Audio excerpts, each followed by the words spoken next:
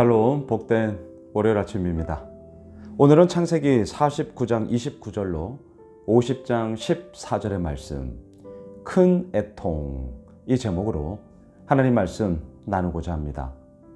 야곱의 나이 147세, 하나님의 부름을 받아 세상을 떠납니다. 그의 세월이 어떠하였습니까? 애굽왕 바로 앞에 섰을 때 그의 나이 130세. 우리는 기억합니다. 험악한 세월을 살았노라. 험악한 세월. 그리고 그토록 보고 싶었고 사랑했던, 죽은 줄만 알았던 아들 요셉과 함께 애굽에서 17년의 세월을 함께 보내죠. 그리고 하나님의 부름을 147세에 받게 됩니다. 이 야곱의 장례식, 규모가요, 어마어마했습니다. 마치 한 나라의 왕이 죽었을 때에 국장이라고 하잖아요. 나라장. 그 국장과 버금가는 어마어마한 장례의 이야기가 오늘 본문에 펼쳐지고 있습니다. 먼저 50장 3절을 한번 보셔요. 40일이 걸렸으니 향으로 처리하는 데는 이 날수가 걸림이며 애굽 사람들은 70일 동안 그를 위하여 곡하였더라. 염을 하는데 40일이 걸렸다는 거예요. 그러니까 얼마나 꼼꼼하게 글쎄 뭘 어떻게 했길래 이렇게 40일 걸렸는지 모르겠어요. 여하튼 또한 애굽 사람들은 무려 70일 동안 애통해하며 애굽의 총리 요셉의 아버지 야곱의 죽음을 애도하는 기간을 가졌습니다. 그만큼 존경의 마음, 사랑의 마음, 또한 위로의 마음을 담아 지금 이렇게 장례식을 치르고 있는 것이죠. 그런데 여기서 중요한 것이 있습니다. 야곱은요, 자신의 죽음을 바라보며 계속해서 거듭 요셉에게 말한 게 있죠. 무엇이었습니까? 애굽 땅이 아니라 하나님의 약속이 있는 그 가나안 땅. 그 가나안 땅 가운데서도 이미 할아버지 아브라함이 준비해 두었던 막벨라 굴에 나의 시신을 안치해 다오. 몇 번이나 말을 했죠. 자, 그래서 49장 31절로 올라가 보셔요. 아브라함과 그의 아내 사라가 거기 장사되었고, 할아버지 할머니죠. 이삭과 그의 아내 리브가도 거기 장사되었으며 아버지와 어머니죠. 나도 레아를 그곳에 장사하였노라.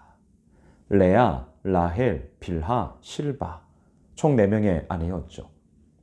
라헬과 함께 묻힐 줄 알았습니다. 그토록 사랑했던 라헬과 함께 묘지가 합장될 줄 알았습니다. 그런데 어떻습니까? 자신의 이러한 죽음, 이러한 매장에 있어서는요, 하나님의 영적 질서, 그것이 바로 레아를 통하여서, 그리고 그 계보를 통하여서 이어가는 그 질서 잡음의 이야기가 오늘 본문에 이어지고 있는 것이죠. 레아와 막벨라 굴에 함께 안장되기를 원하는 그 말을 하고 있단 말입니다. 자, 약속의 땅에 묻힌 야곱, 그리고 그 야곱을 향한 애굽 사람들, 그 가족들의 장례식, 이게 지금 오늘 본문의 주된 요지이에요. 자, 이러한 장례식의 이야기 속에 바로는요, 어마어마한 이야기를 함께 또 이 장례식을 후원합니다. 50장 5절로 내려와 보십시오. 6절을 보시죠. 바로가 이르되 그가 내게 시킨 맹세대로 올라가서 내 아버지를 장사하라. 7절 요셉이 자기 아버지를 장사하러 올라가니 바로의 모든 신하와 바로 궁의 원로들과 애굽 땅의 모든 원로와 8절 요셉의 온 집과 그의 형제들과 그의 아버지의 집이 그와 함께 올라가고 그들의 어린아이들과 양떼와 소떼만 고센 땅에 남겼으며 9절 병거와 기병이 요셉을 따라 올라가니 그때가 심히 컸더라. 무엇을 얘기합니까?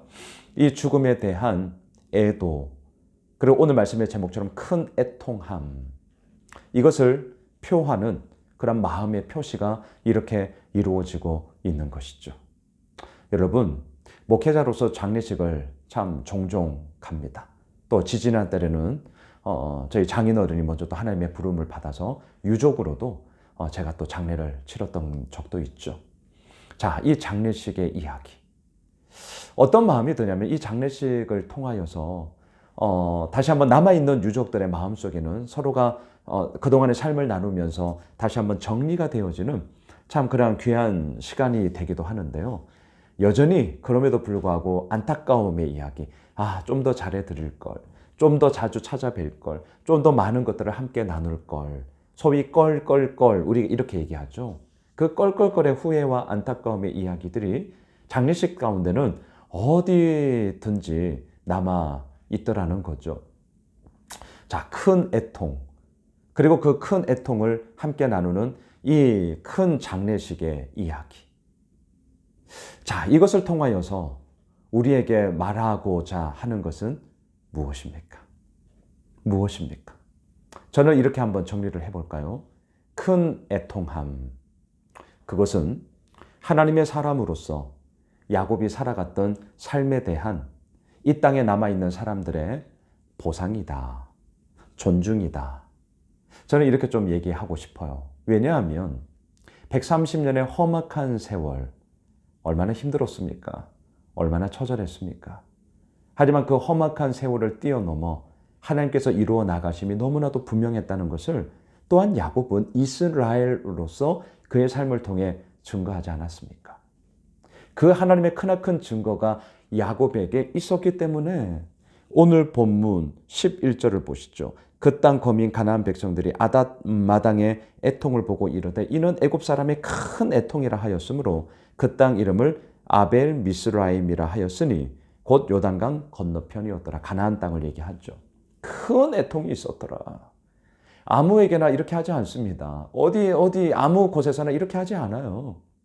큰 애통은요, 잊지 마세요. 반대말로 하나님의 그 큰 증거, 사람들의 그 큰 사랑, 저는 이렇게 바꾸고 싶어요. 장례식의 큰 애통은 그 사람을 향한 큰 사랑이었어요. 하나님의 큰 증거가 되기도 했습니다. 그리함으로 말미암아 우리의 삶을 통하여 이루어 가심이 얼마나 큰지를 지금 이 야곱의 장례식을 통해서 우리로 하여금 보여주는 것이죠. 말씀을 정리하겠습니다. 큰 애통, 화려한 장례식, 단지 모양, 형식, 이것만을 얘기하고 싶지 않습니다. 그 안에 들어가 있는 어찌하여서 큰 애통을 할 수 있는 것입니까? 그것은 야곱이 하나님의 사람이었고 하나님의 큰 증거가 있었던 사람이었고 또한 그것이 뭇 사람들에게 그 증거들이 알려졌고 말 그대로 증거되었기 때문인 것이죠.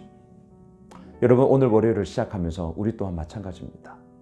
장례식 아주 멀었어요. 우리 오늘 주어진 모든 삶의 자리에서 최선을 다하며 열심을 다합시다.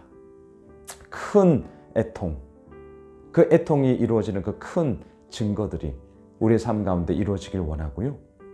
또한 그 가운데서 주님께서 이루어 나가심이 얼마나 큰지를 우리 또한 맛보아 알게 되어지는 그런 복된 한 날 되시길 주님의 이름으로 축복합니다. 기도합시다. 하나님, 그렇습니다. 큰 애통, 아무에게나 이러지 않죠. 아무 곳에서나 이러지 않죠. 야곱이 그만큼 큰 증거를 가진 사람이었고 야곱이 그만큼 큰 하나님의 사랑을 받은 사람이었고 야곱이 그만큼 큰 하나님의 사랑을 이 땅 가운데 흘려보냈던 사람이었기에 이렇게 큰 애통의 이러한 장래의 참 모습들을 우리가 보게 되는 것이죠. 하나님, 큰 증거, 큰 사랑, 또한 큰 그러한 애통, 정말 이 모든 이야기들을 이루어 나가시는 하나님 앞에 오늘도 우리가 섭니다. 주님 말씀하여 주시고 기름 부어 주시고 그 모든 삶의 여정 속에 주님께서 이루어 나가심이 온전해지는 주의 은혜 더하여 주시옵소서. 살아계신 예수님의 이름으로 기도드리옵나이다. 아멘. 오늘 말씀 붙잡고 또 우리 가지고 있는 기도 제목 가지고요, 계속해서 기도하겠습니다.